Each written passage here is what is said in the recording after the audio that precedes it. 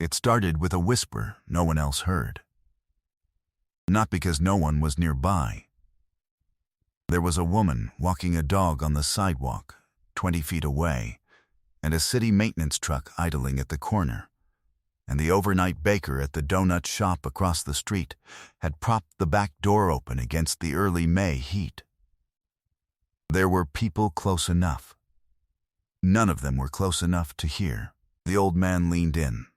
He was 74 years old, and he smelled of industrial cleaner and something older beneath it. The particular smell of a person who had been awake since 4 a.m, doing work that the world required, but would not watch. He had one hand on the handle of a mop bucket, and his other hand was at his side, and his head was bowed slightly, the way it bowed, when he was trying to find the nerve for something he had decided to do, and was not entirely sure he should. He said a sentence. 7 words. The biker froze. The old man looked up. His eyes were the eyes of someone who had been carrying something too long and had finally set it down, not in relief but in the specific way that you set down something you can no longer lift. Not a choice, exactly, but the end of the capacity to keep choosing otherwise. He said it again. The same 7 words. Quieter, if anything. The biker did not move for a long moment. He looked at this man, his age, his hands, the breast pocket of his gray work shirt, the mop bucket, the side door of the school building still swinging behind him, and he made a decision that had been building, without his knowing, for every year of his adult life. He took out his phone. He called his chapter president, and everything that happened after that started with those 7 words in a parking lot at 6:15 in the morning, spoken by a man who had not expected anyone to listen. The morning came early in Shelby, North Carolina, in May.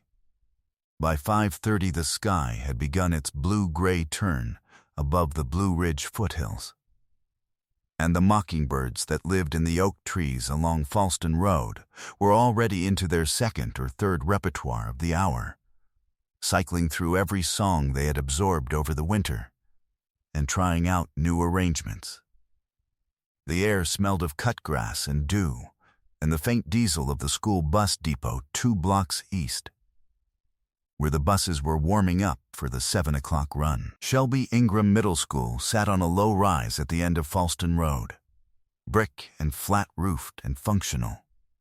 The kind of school building that had been built in 1971 with a confident expectation that it would be replaced by something better by 1990, and which was now in its 53rd year of service without a complete renovation and with the accumulated personality of a building that had. Held 30-odd years of 7th and 8th graders and absorbed every decibel of it.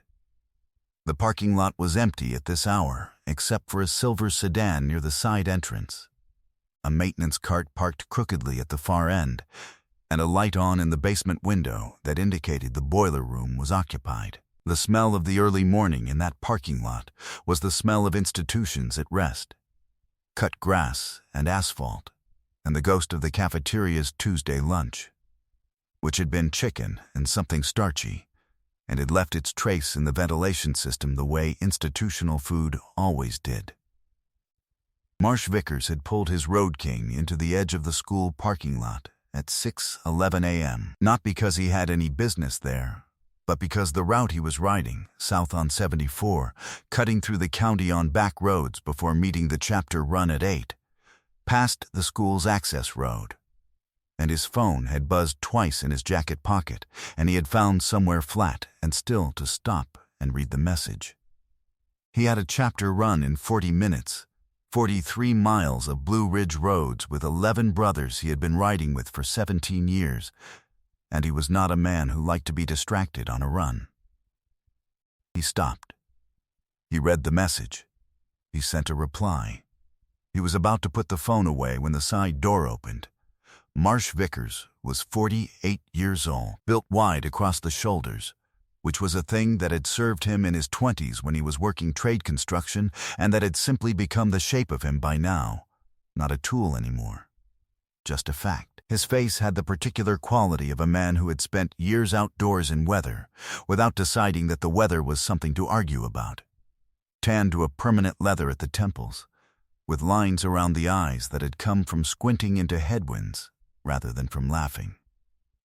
Though he laughed easily enough when there was something to laugh at. The vest he wore said Mountain Iron MC, Shelby Chapter, and the patches along the sides told 17 years of the kind of story that does not fit on a resume, but does fit on leather. He watched the side door because there was nothing else to watch, and because he had the habit of watching things, and because an old man coming through a side door at 6 in the morning with a mop bucket was not a thing you ignored if you were the kind of person who paid attention to what the world was showing you. The old man was not aware of Marsh at first. He brought the bucket through the door with the practiced two-handed grip of someone who had done this particular movement 10,000 times. Hip into the door, bucket first, a small pivot, and then he set it on the asphalt and straightened and looked out at the parking lot the way people look out at parking lots in the early morning when they have been inside a building for 2 hours and the outside is a brief permission before going back in. He saw Marsh and the Road King and went still. Marsh raised one hand, a gesture that said, "I'm not anything you need to worry about." The old man looked at the bike. He looked at Marsh. He looked at the school building behind him, at the lit window at the base of the wall. He walked across the parking lot. Before we go any further, subscribe and drop your city and state in the comments. I read every single one, every city, every country. Now, back to that parking lot in Shelby, North Carolina. Back to the old man walking across the asphalt with his hands at his sides. Because what he was about to say had been locked inside him for a long time, and this man, on this motorcycle, on this particular morning, was the first person who had looked at him like someone worth talking to. His name was Rupert Elias Gaines. He was 74 years old. He had cleaned Shelby Ingram Middle School for 19 years, since the spring his wife Geneva convinced him that the night custodian position was better than the factory work, and that his back would thank him for making the change.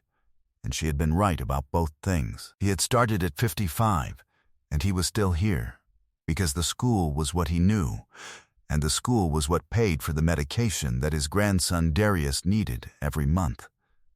And stopping was not a thing he could afford to do, until stopping became unavoidable. Geneva had died 4 years ago. A December morning.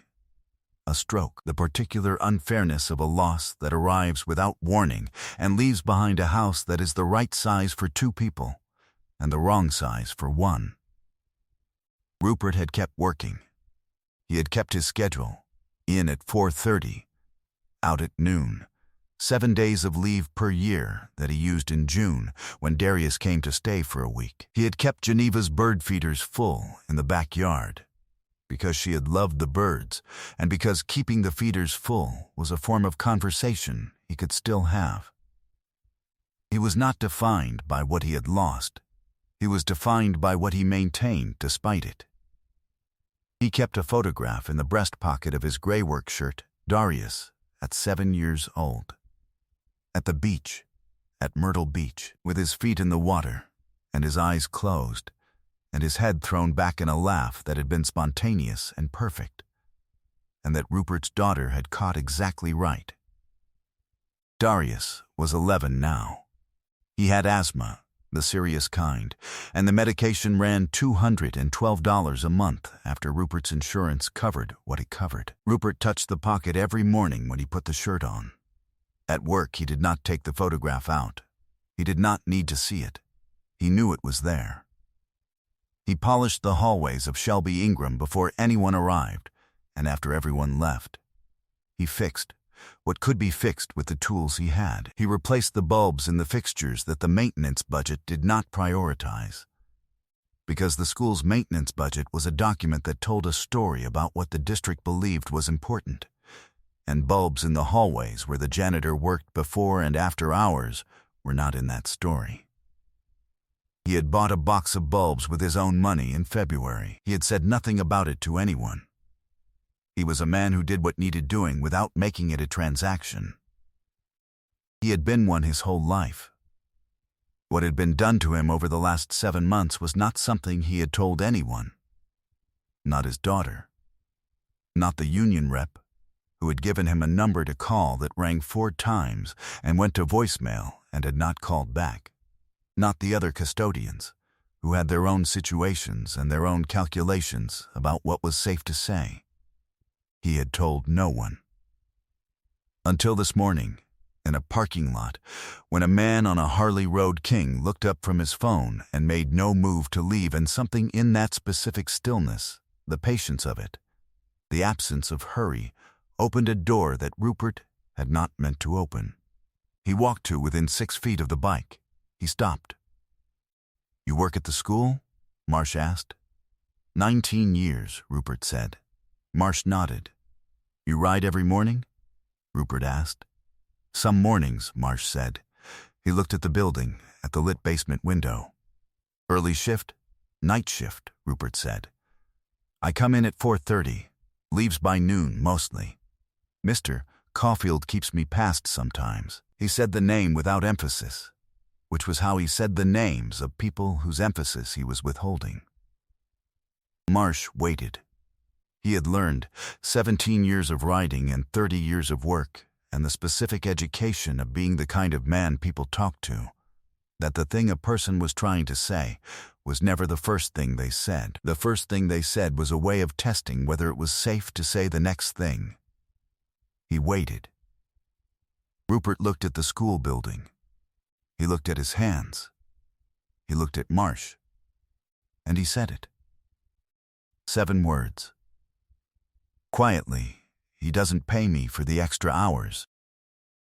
Marsh looked at him. Rupert said it again, with the same quietness. The quietness of a man saying something he has said only to himself until now, and is learning the sound of it in the open air. 7 words. But behind them was a structure that Marsh began to understand as Rupert talked, standing in the parking lot in the early May morning with his arms at his sides, and the flat, practical voice of a man recounting facts that he had organized carefully because organizing them was the only control he had had over them for 7 months. Keith Caulfield was 56 years old, the director of facilities for Shelby Ingram and 2 other district schools. He drove a truck with the district logo on the door. He had a laminated badge he wore on a lanyard and a way of walking through the buildings he oversaw that was the walk of a man who understood that the buildings were his and the people in them were his to manage, and that management was a synonym for authority. He had been in the position for 3 years. He had been good enough at the parts of it that the district could measure to be left alone on the parts they couldn't. The part they couldn't measure was the hours.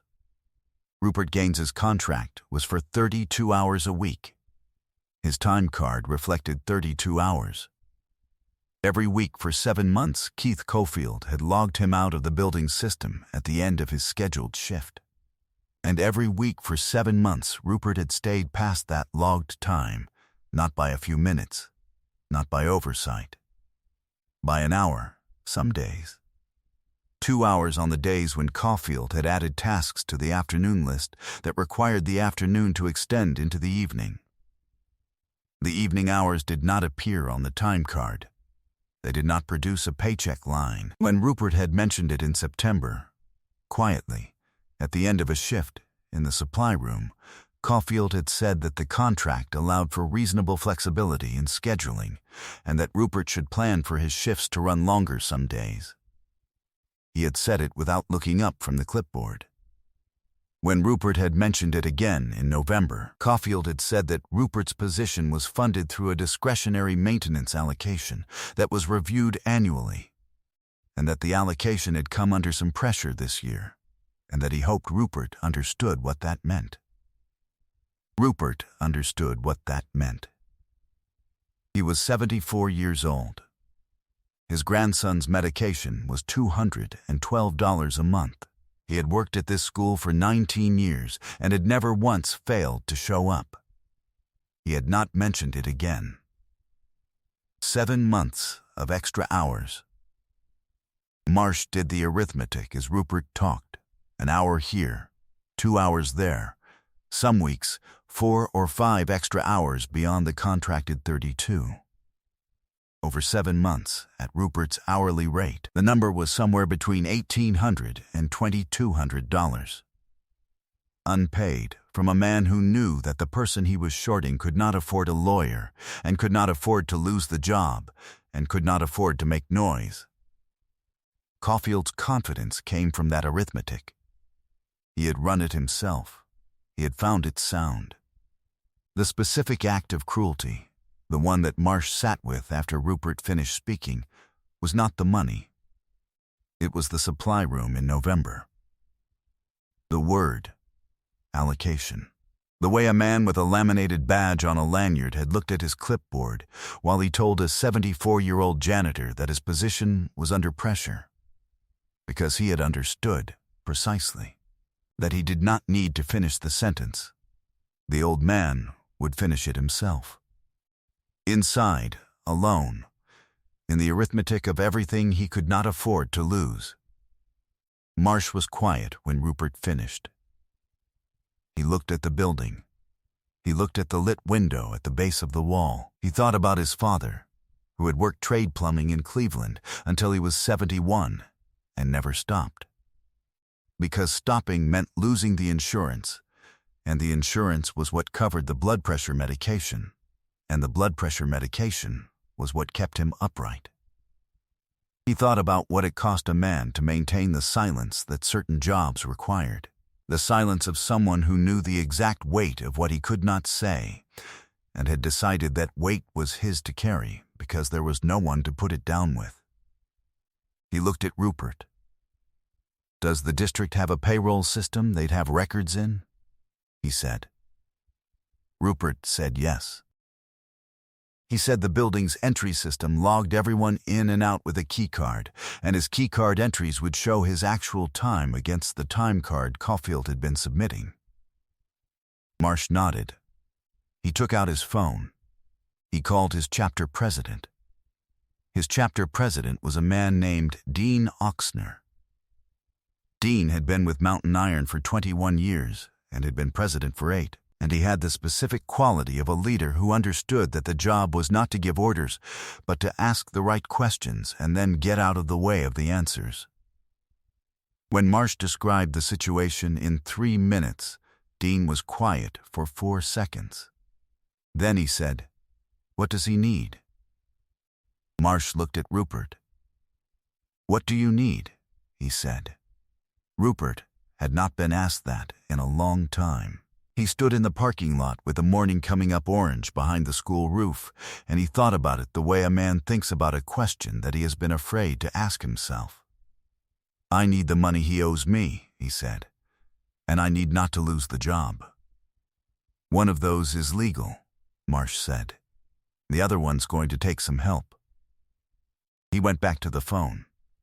Dean Oxner made 2 calls. One was to a labor attorney in Charlotte, who had handled wage theft cases for 5 years, and who had told Dean once, at a chapter cookout, that unpaid overtime was the most underreported crime in the state of North Carolina, and that the paper trail in most cases was stronger than employers believed. The other call was to the chapter's group text. The message was 4 words: Falston Road, 7:30, Shelby Ingram. He did not explain. He did not need to. By 7 o'clock, Rupert Gaines had given Marsh Vickers the dates he could remember, the tasks he had been assigned past his logged hours, and the name of a second custodian at one of Caulfield's other schools who had told Rupert once, quietly, in a district supply depot parking lot, that the same thing was happening to him. He gave Marsh that name. Marsh texted it to Dean. Keith Caulfield arrived at Shelby Ingram at 7:22. He parked in his reserved space, the one closest to the side entrance, the one with the small sign with his name on it that he had requested from the district office the week he was promoted. He got out with his clipboard and his coffee and his lanyard and stopped. The Mountain Iron MC parking lot at Shelby Ingram Middle School on a Tuesday morning in May was not a thing the district facilities director had planned for. 19 motorcycles stood in a double row along the far side of the lot, chrome catching the morning sun with a precision that had nothing to do with accident. The men standing beside them were not doing anything threatening.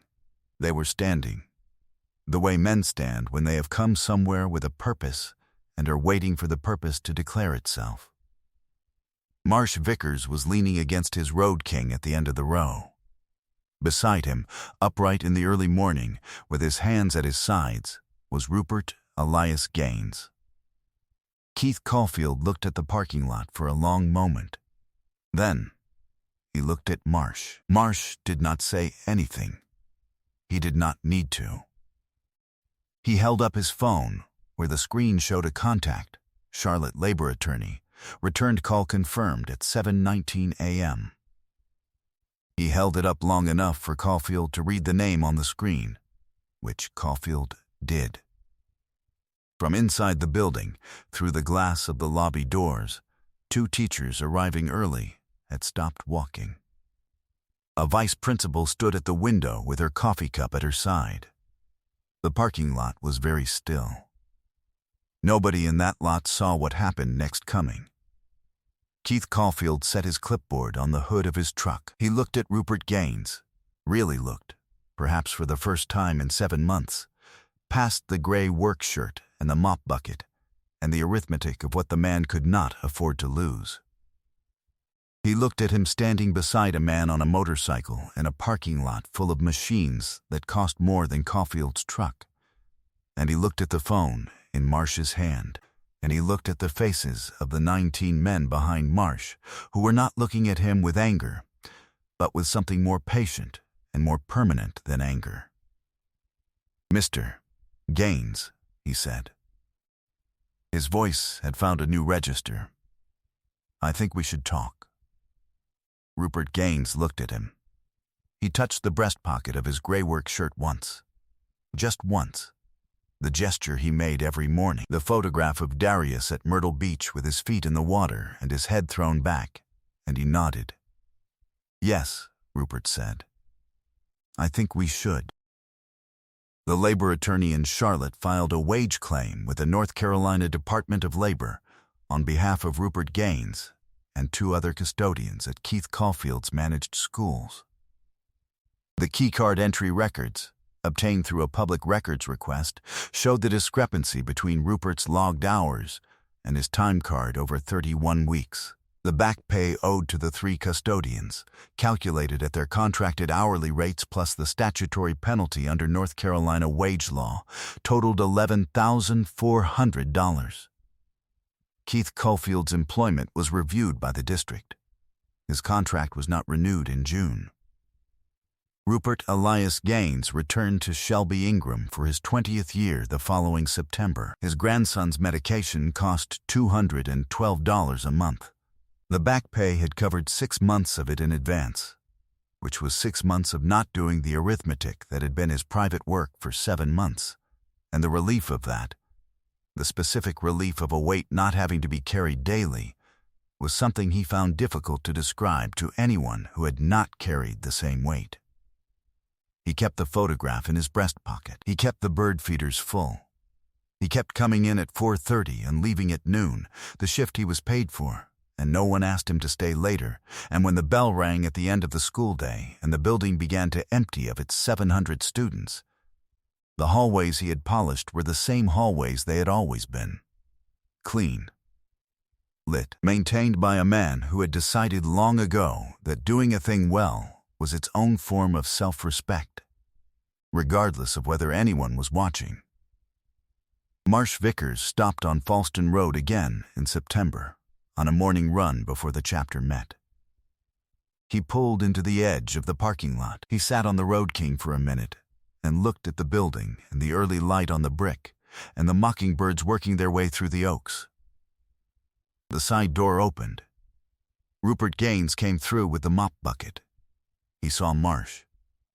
He raised one hand. Marsh raised one hand back. They did not speak. There was nothing left that needed saying, and the morning was already full of sound.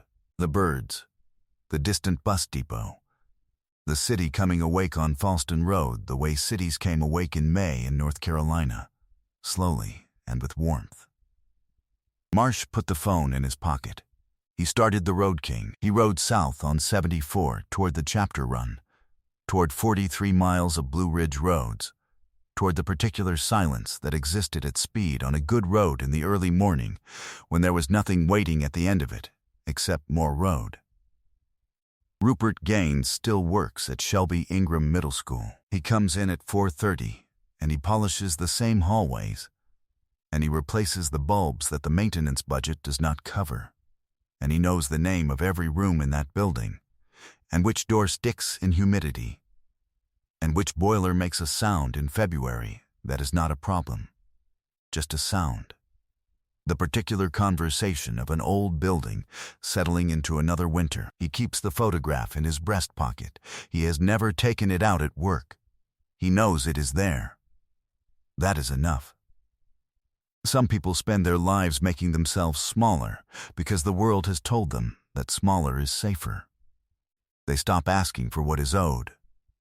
They carry the arithmetic of their own underpayment in silence because the silence costs less than the alternative, and they do the math every month and find a way to make it come out. And then one morning a man on a motorcycle stops in a parking lot with nowhere to be and looks up from his phone and has the patience to wait for the second thing a person is trying to say. And the 7 words that come out, small, quiet, directed at no one who was ever supposed to hear them, turn out to be the beginning of a door that was always supposed to open. If this story found you today, if you believe that sometimes all a person needs is one person with the patience to hear the second thing, share it with someone who might need to know that. Subscribe so you never miss the next story, and drop a comment below. Where are you watching from? And have you ever stayed quiet about something you deserved to say out loud? Tell me. I read every one.